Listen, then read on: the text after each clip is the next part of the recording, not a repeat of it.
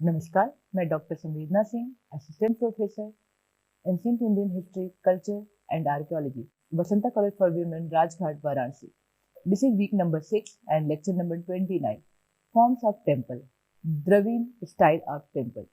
इस लेक्चर में हम द्रविड़ स्टाइल ऑफ टेम्पल के बारे में बात करेंगे, यानी द्रविड़ शैली के मंदिरों के बारे में हम बात करेंगे। हमने अभी बात की कि फॉर्म्स ऑफ टेम्पल, यानी कि हमारे पूरे भारत में 3 प्रकार के मंदिर शैलियों की बात होती है, नागर, द्रविड़ और बेसर, जिसमें कि हम पहले लेक्चर में नागर शैली के बारे में बात कर चुके हैं। अब हम बात करेंगे द्रविड़ शैली के बारे में। यह भी एक मंदिरों की मुख्य शैली के नाम से जाना जाता है, जो मूलतः दक्षिण भारत में पाया जाता है। और अगर हम बात करें कि शिल्प शास्त्र में मुख्यतः जिन शैलियों की बात हुई है, उसमें नागर, बेसर और द्रविड़, इन तीनों ही शैलियों का नाम मंदिर के प्रमुख शैलियों में लिया गया है। भारत में मुख्यतः 3 प्रकार की शैलियां पाई जाती हैं, नागर, द्रविड़ और बेसर, जिसमें कि हम अपने पहले के लेक्चर में नागर शैली के बारे में बात कर चुके हैं, जो कि उत्तर भारत की प्रमुख शैली के रूप में जानी जाती है। अब हम बात करेंगे दक्षिण यानी द्रविड़ शैली, जो कि मूलतः दक्षिण भारत में पाई जाती है। आर्किटेक्चरल टेक्स्ट, जो कि शिल्प शास्त्र में बताया गया है कि मंदिरों की 3 मुख्य शैलियां हैं, जो कि नागर, द्रविड़ और बेसर के नाम से जानी जाती है। नागर स्टाइल, जो कि हिमालय और विंध्य क्षेत्रों से संबंधित बताया जाता है, यानी हिमालय और विंध्य क्षेत्रों में प्रफुल्लित होने वाली जो शैली है वो नागर शैली है। कृष्णा कावेरी नदियों के मध्य जो शैली प्रफुल्लित होती है वो द्रविड़ शैली के नाम से जानी जाती है। बेसर, जो कि विंध्य से लेकर कृष्णा यानी कि नागर और द्रविड़ दोनों ही शैलियों का मिश्रित जो रूप है वो बेसर स्टाइल यानी बेसर शैली के नाम से जानी जाती है। द्रविड़, जो कि मूलतः देखा जाता है जिसको द्रविड़ स्थापत्य शैली या दक्षिण भारत और दक्कन के मंदिरों से जुड़ी हुई है, जिसमें कि तमिलनाडु, कर्नाटक, आंध्र प्रदेश और केरल मुख्य रूप से यहाँ पर इन शैलियों की मंदिरें पाई जाती हैं। दक्षिण स्थापत्य कला के प्रारंभिक चिन्ह जो हम देखते हैं गुप्त काल तक जाते हैं। केवल सुदूर दक्षिण तक ही अगर हम बात करें तो ये केवल दक्षिण तक ही सीमित नहीं है, जो इनका प्रभाव है, जो इनके चिन्ह है, वो हमें उत्तर और मध्य भारत में भी दिखाई देते हैं, जैसे कि पार्वती टेम्पल, लाड़खा का पार्वती मंदिर, कोनगुंडी, ऐहोल की मेरुति टेम्पल, इन पर भी इनके स्थापत्य का प्रभाव हमें दिखाई देता है। यानी इन मंदिरों की शैली एक दूसरे को भी प्रभावित करती थी। और मूलतः जो हम बेसर शैली की बात करेंगे उसमें देखेंगे किस प्रकार से उत्तर और दक्षिण दोनों ही शैलियों के कंपोनेंट लेकर एक बेसर शैली का निर्माण हुआ है। उसके साथ ही साथ द्रविड़ शैली की जो उत्कृष्ट और जो सामान्य विशेषता है, जैसा कि हमने पहले ही बात की तक, पिरामिडियल एलिवेशन, यानी कि जो इसका शिखर है वो पिरामिड आकार का है, जो कि नागर शैली से पूरी तरह से डिफरेंट, पूरी तरह से अलग प्रतीत होता है। और इन जो मंदिरों की शैलियों की बनावट है, उसी वजह से इन शैलियों का जो मूलतः भाग है ये उत्तर और दक्षिण के प्रभाव से दिखाई देते हैं कि किस प्रकार से उत्तर भारत की शैलियां निर्मित होती थी और किस प्रकार से दक्षिण भारत की शैलियां, जो कि दक्षिण भारत की शैली पिरामिड आकार का जो इनका शिखर है, यानी जो दक्षिण भारत में विमान के नाम से जाना जाता है, उनका यहाँ पर जो आकार है वो पिरामिड आकार का हमें दिखाई देता है। इसमें जो विमान आकृति है वो एक के बाद एक मंजिल दिखाई देती है, नीचे की मंजिल से थोड़ी कम ऊपर और उसके ऊपर अंत में एक गुंबदनुमा भाग में समाप्त होती है, जिसको टेक्निकल रूप से स्तूपी या स्तूपिका के नाम से जाना जाता है। तो ये जो आकार है ये दक्षिण भारत शैली के आकार कहे जाते हैं। ज्योग्राफिकल अगर प्रेजेंस की बात करें द्रविडियन आर्किटेक्चर स्टाइल में, तो हम देखते हैं कि ये जो मूलतः जो साम्राज्य है, चोल डायनेस्टी, पांड्य, इन जगहों पे हम देखते हैं कि हमें द्रविड़ शैली के मंदिर दिखाई देते हैं। और सबसे ज्यादा जो हमें द्रविड़ शैली के मंदिर दिखाई देते हैं वो कर्नाटक में हमें दिखाई देता है, जहाँ पे इसकी मेजॉरिटी है और जिसका हम अभी आगे अध्ययन करेंगे। दक्षिण भारतीय मंदिरों को द्रविड़ प्रकार या विमान प्रकार के मंदिर भी कहे जाते हैं। इसके साथ ही साथ ये आगम, शिल्प, वास्तुशास्त्र इन तीनों की अवधारणाओं पर आधारित है। विमान शब्द का अर्थ जो होता है बोट या शिप यानी कि जहाज या नाव के आकार का, उस कॉन्सेप्ट में यहाँ पर जो पिरामिडिकल स्ट्रक्चर है यानी पिरामिडियल आकार का जो इनका शिखर है से इसके नाम का उद्गम होता है। और सीढ़ी नुमा यानी पिरामिड आकार का और बोट शेप होने की वजह से इसको इसका नाम विमान दिया गया। द्रविड़ शैली के मंदिरों में हमें दो महत्वपूर्ण अंतर दिखाई देते हैं, जिसमें कि अगर बात करें कि उत्तर मंदिरों की तुलना में इनका आकार बड़ा और मंदिर के चारों ओर चार दीवारी है, जो कि हम नॉर्थ इंडिया यानी नागर शैली में नहीं देखते। यहाँ का जो मंदिर है वो बड़ा यानी उत्तर शैली की अपेक्षा, और यहाँ पर बाउंड्री वॉल हमें मंदिर के चारों तरफ दिखाई देती है, जो कि हमें नागर शैली में नहीं दिखाई देती। इनका एक मुख्य जो कह सकते हैं द्रविड़ शैली का जो मुख्य भाग है वो गोपुरम है। गोपुरम जो होता है वो चार दीवारी के मध्य स्थित प्रवेश द्वार को, यानी कि द्रविड़ शैली में जो एंट्रेंस होता है, जो प्रवेश द्वार होता है, उसे गोपुरम कहा जाता है, जो कि द्रविड़ शैली का मुख्य भाग होता है। इसके साथ ही साथ यहाँ पर हम शिखर शब्द का प्रयोग मंदिर के शीर्ष पर स्थित शीर्ष तत्व के लिए किया जाता है, और इसका आकार, इसका जो शेप है वो स्मॉल स्तूपिका, जो कि हमें दक्षिण भारतीय शैलियों में ही दिखाई देती है स्तूपिका के नाम से, जो कि उत्तर भारत में इसमें स्तूपिका की जगह आमलक और कलश का कॉन्सेप्ट दिखाई देता है। तो उत्तर भारत की शैली और दक्षिण भारत की शैलियों में क्या मुख्य अंतर है जो हमें यहाँ पर दिखाई दे रहा है कि एक तो वहाँ पर बाउंड्री वॉल हमें नहीं दिखाई देती उत्तर भारत में, जो कि हमें दक्षिण भारत में दिखाई देती है। उसके साथ ही साथ इनकी बनावट, जो कि प्रवेश द्वार जो यहाँ गोपुरम का कॉन्सेप्ट दिखाई देता है वहाँ हमें नहीं दिखाई देता है, और यहाँ उत्तर भारत में आमलक कलश का कॉन्सेप्ट, जो कि यहाँ पर हमें स्तूपिका का कॉन्सेप्ट दिखाई देता है। इसके साथ ही साथ नागर शैली में एक से अधिक शिखरों का कॉन्सेप्ट दिखाई देता है, जो कि द्रविड़ शैली में यहाँ पर हमें सिर्फ एक ही शिखर का कॉन्सेप्ट दिखाई देता है, जबकि हमें दक्षिण भारत में एक ही शिखर का कॉन्सेप्ट दिखाई देता है। ये Dravida layout of the Dravidian temple कि किस प्रकार से मंदिर का लेआउट, जिसमें ये गर्भगृह और ये मंदिर का शिखर जिसको विमान भी कहा जाता है, और ये मंडप और मुख्य जो भाग है गोपुरम, गोपुरम जो कि दक्षिण भारत की शैली में हमें मुख्यतः दिखाई देता है, हमें उत्तर भारत की शैलियों में नहीं दिखाई देता। इसके साथ ही साथ हम देखते हैं कि जो कि उत्तर भारत की शैलियों में वाटर रिजर्वायर टैंक रहना मस्ट नहीं होता है, जो कि हमें यहाँ के मंदिरों में दिखाई देता है। उसके साथ ही साथ यहाँ पर गर्भगृह के सामने entrance of the South Indian temples गर्भगृह generally features sculptures of pierced doorkeeper द्वारपाल guarding the temple, यानी कि मंदिर के मुख्य भाग के सामने द्वारपाल का कॉन्सेप्ट यहाँ पर दिखाई देता है। तो ये मुख्य भाग है जो कि दक्षिण भारत और उत्तर भारत की शैली में मुख्यतः अंतर दिखाई देता है। उसके साथ साथ हमें जो मुख्य रूप से जो इनके मंदिर दिखाई देते हैं वो कांचीपुरम, तंजावुर, मदुरई और कुंभकोणम। दक्षिण भारत के मंदिरों के गर्भगृह में प्रवेश द्वार पर जनरली हमें द्वारपाल का कॉन्सेप्ट दिखाई देता है। उसके साथ ही साथ सहायक मंदिर और मंदिर के मुख्य जो भाग होते हैं उसके अगल बगल छोटे छोटे अन्य मंदिर का भी कॉन्सेप्ट दिखाई देता है। साथ ही साथ ये जो मंदिर जो इनके थे वो सिर्फ धार्मिक उद्देश्यों तक ही नहीं सीमित थे, बल्कि इनको शहरी वास्तुकला के केंद्र के रूप में भी बनाया गया था। और ये तमिलनाडु के अधिकांश मंदिरों में इस तरह के कॉन्सेप्ट हमें दिखाई देते हैं, जैसे कांचीपुरम, तंजावुर, मदुरई, कुंभकोणम, जो कि 8वीं से 12वीं शताब्दी के दौरान इस तरह के जो प्रशासनिक केंद्र जो सेंटर थे वो यहाँ पर बनाए गए, और उनका एग्जाम्पल हमें दक्षिण भारत मंदिरों में दिखाई देता है। तो हम ये देखते हैं कि यहाँ धार्मिक कला के साथ साथ वास्तुगत विशेषताओं का भी बहुत ज्यादा यहाँ पर प्रभाव हमें दिखाई देता है।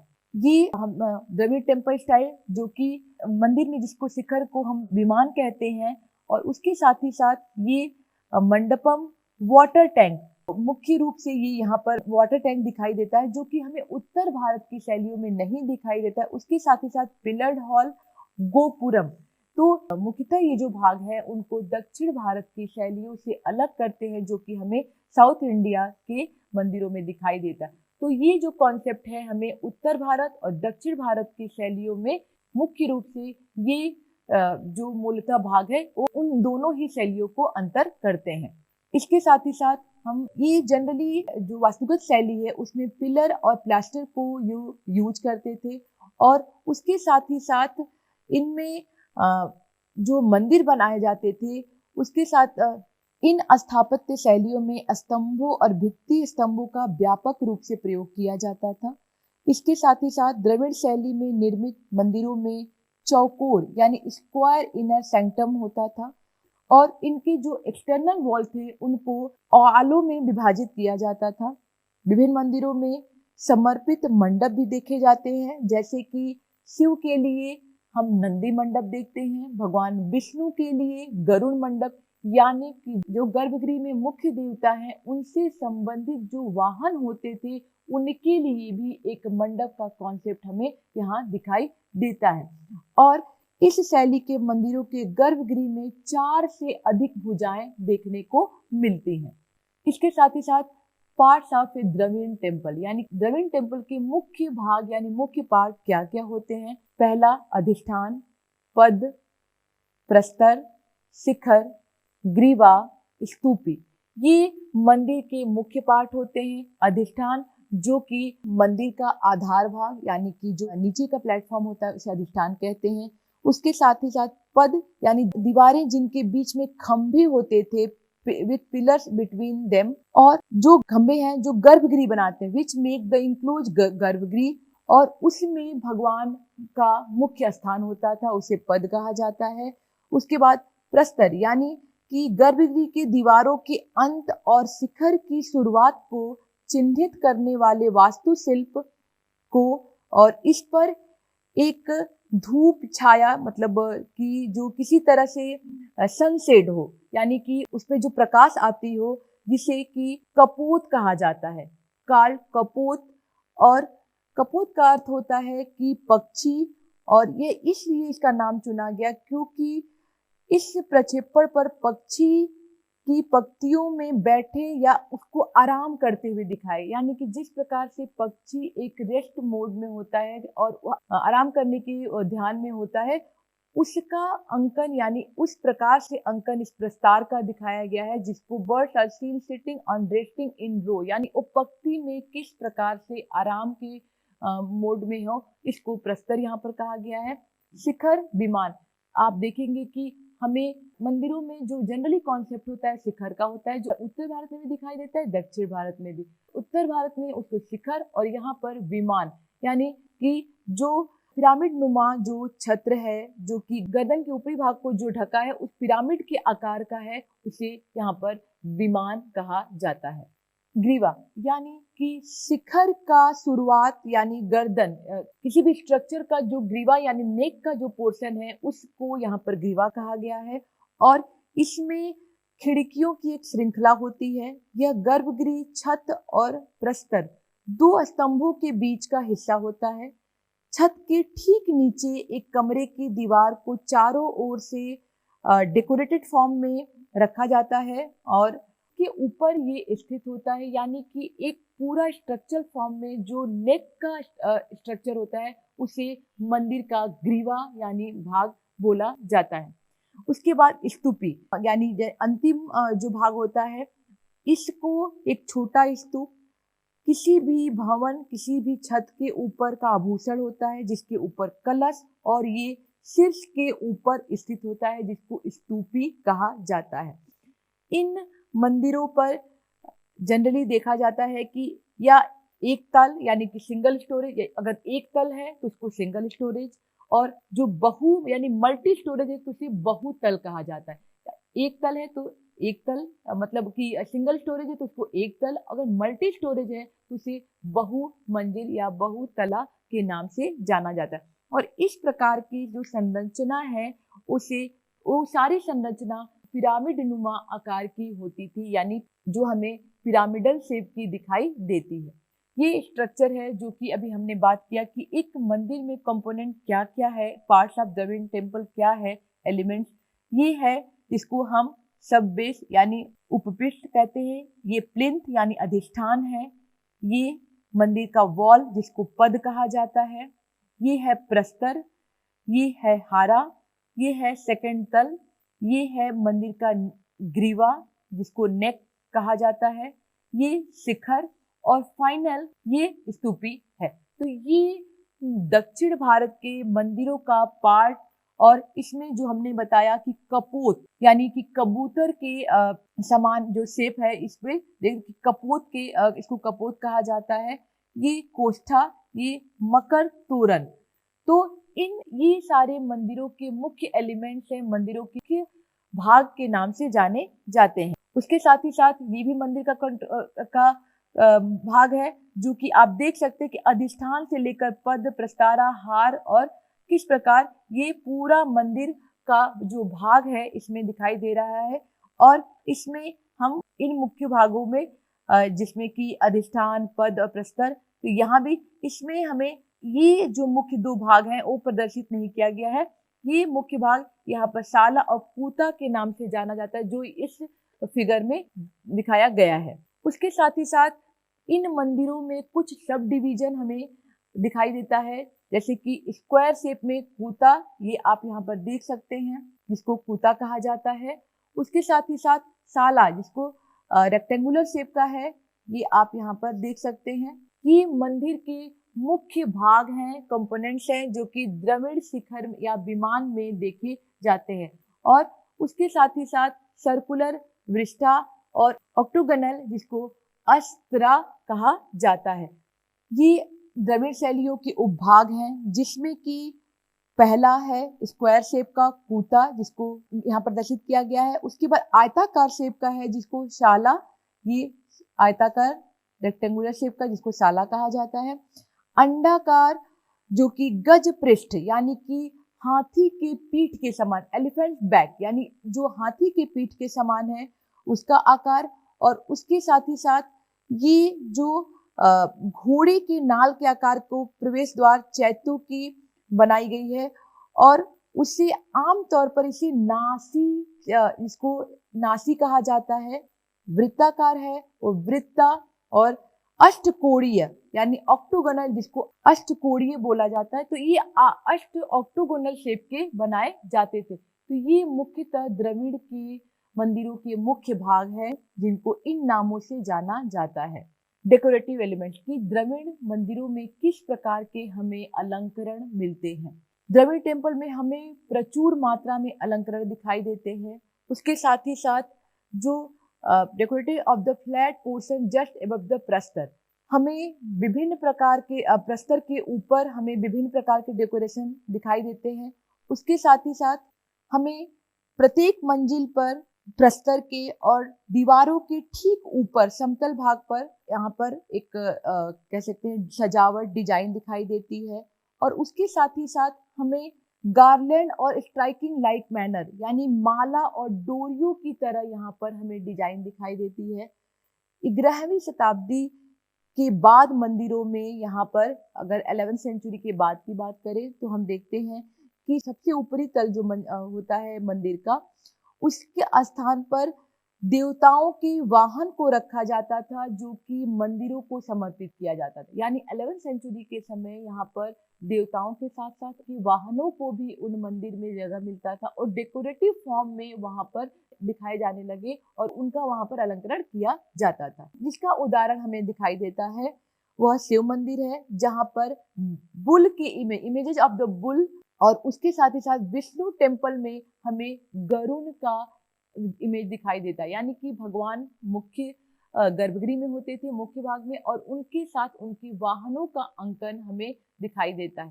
तो यानी यहाँ पर डेकोरेटिव जो एलिमेंट्स है वो भी हमें भरपूर मात्रा में दिखाई देता है।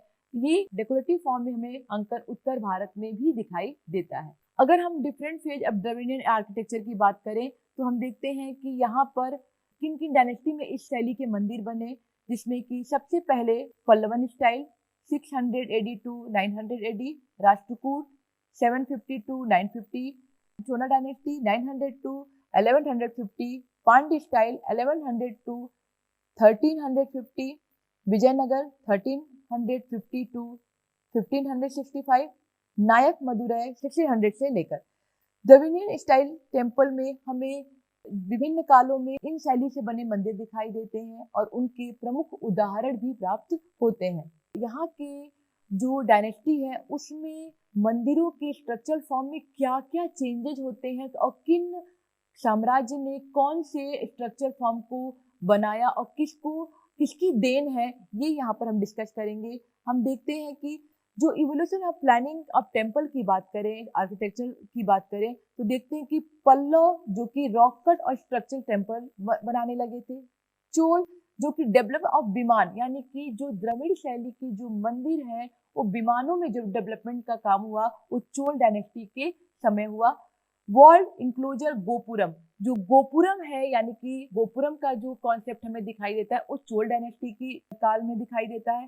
पांड ने evolution of the gopuram number, height and embellishment, high wall for enclosure for security, इनके साथ साथ इन्होंने गोपुरम को वृद्धि किया, उसको विकसित फॉर्म में लाया और इन्होंने अपने सिक्योरिटी की पर्पस से कि मंदिरों की किसी प्रकार की हानि ना पहुंचे, इसके लिए इन्होंने बाउंड्री वॉलों को बनवाया। तो ये पांड्य के राज्यकाल में हुआ। विजयनगर में एडिशन ऑफ मंडप, और भी मंडप एडिशन हुए। सेकेंडरी हॉल एंड गोपुरम, दूसरे हॉल बनाए गए और गोपुरम भी बना। नायक ने temple city addition of gopuram to existent temple, जो मंदिर पहले से ही विद्यमान थी, जो मंदिर पहले से बनाए गए थे, उसमें नायक डायनेस्टी ने कुछ और भी गोपुरम को ऐड किया और उन्होंने और भी ज्यादा मंदिरों को वहां पर बनवाया। तो ये हम देखते हैं कि ग्रेजुअली किन किन साम्राज्यों ने द्रविड़ शैली में नए आयाम को ऐड किए, मंदिरों में नए चीजों को ऐड किया और ये विकसित फॉर्म जो आज हमें द्रविड़ शैली में दिखाई देता है। अब हम इन साम्राज्यों के एक एक एग्जाम्पल को देखेंगे कि किन साम्राज्य में कौन कौन से मंदिर बने जो कि हमें द्रविड़ आर्किटेक्चर के फॉर्म में दिखाई देता है। पल्लव जो कि रॉक कट और स्ट्रक्चर टेम्पल को बनाया, जिसमें रॉक कट में उन्होंने पंचरथ, गणेश रथ, भीम रथ, इन टेम्पलों को बनाया और स्ट्रक्चरल फॉर्म में सोर टेम्पल को बनाया। तो ये पल्लव आर्किटेक्चर की देन थी जो द्रविड़ शैली को अडॉप्ट करके उन्होंने इस मंदिर को बनवाया। पल्लव में कैलाशनाथ टेम्पल, कैलाशनाथेश्वर टेम्पल जो कांचीपुरम तमिलनाडु में है, ये भी पल्लवों की देन थी, जो कि द्रविड़ आर्किटेक्चर का एक महत्वपूर्ण उदाहरण माना जाता है। कैलाशनाथ मंदिर को बनवाने का काम राज नरसिंह वर्मन द्वितीय और उसके पुत्र महेंद्र वर्मन तृतीय के संयुक्त रूप से बनवाया गया था, जो कि कांचीपुरम में है। और इस मंदिर के पूर्व की ओर मुख्य वाला मुख्य विमान 4 स्टोरेज है जो विमान में, और यहाँ पर एक वर्गाकार स्ट्रक्चर दिखाई देता है। इसे शिखर के ऊपर रखा जाता है और ये आमतौर पे ऑक्टोगोनल शेप में, यानी अष्टकोणीय शेप में ये मंदिर बना है। और जो मुख्य गर्भगृह है वह एक विशाल और 16 फेस्ड यानी कि 16 मुखी, उसके साथ पॉलिश्ड किया हुआ जो लिंग है बेसाल्ट का है, और एक विशाल गोलाकार लिंगपीठ है जो गर्भगृह के लगभग पूरे तल पर फैला हुआ है, occupying almost the entire floor of the sanctum, यानी कि गर्भगृह को पूरी तरह से वह फैला हुआ है। उसके साथ ही साथ सामने एक अलग बहु स्तंभ वाला आयताकार मंडप है, मल्टी पिलर्ड, यानी कि कई पिलर्ड उसमें बने हैं। उसके साथ ही साथ यह उत्तर दक्षिण अक्ष पर लंबा है और It's containing plasters Vyala based, while in the base these are of the planar type. तो ये इस मंदिर का बनावट है और इस मंदिर पे किस प्रकार से अलंकरण किया गया है ये यहाँ पर हम देखते हैं। ये outer view of this temple का है कि ये जो हमने बताया कि ऑक्टोगोनल शेप में है, ये इस मंदिर का शेप है और ये इसका प्लान है। तो आप देख सकते हैं कि किस प्रकार से ये शेप इसका बना हुआ है और ये पूरी तरह से नॉर्दर्न जो कि नागर स्टाइल जो कि हम अपने पहले लेक्चर में बात किए उस तरह से पूरी तरह से भिन्न ये दक्षिण भारतीय टेम्पल, और जो अभी हमने दक्षिण भारतीय टेम्पल की कंपोनेंट्स की बात की, एलिमेंट्स की बात की, उसको पूरी तरह से लिए हुए इसका स्ट्रक्चर फॉर्म यहाँ पर दर्शाया गया है। ये इस मंदिर के कुछ कार्विंग हैं जो कि इस मंदिर के इनसाइड अंदर में दिखाई देते हैं।